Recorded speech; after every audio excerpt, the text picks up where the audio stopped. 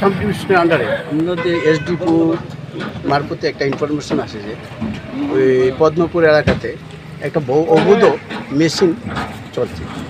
তার খবরের ভিত্তিতে আমরা এসডিপির আদেশক্রমে ওই জায়গাতে এসে একটা জায়গাতে দেখতে পাই যে একটা শ্রমিক চলছে, যার কোনো বৈধ কোনো কাগজপত্র নেই এবং অন্যান্য আশেপাশের লোকজন উপস্থিত আছে।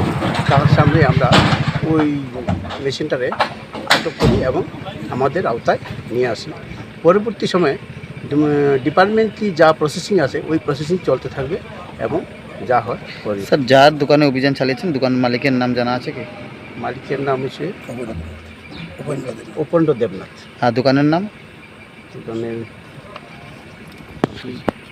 কি দোকানের নাম কি স্যার? শিবনাথ ফার্নিচার। স্যার, কি মেশিন এটা? এটা মিনি সোমিল ধরে মানে কাঠ কাটার মেশিন। কাঠ কাটা।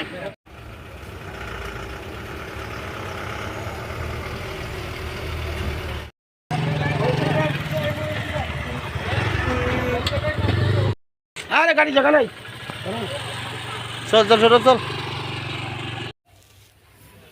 দিকে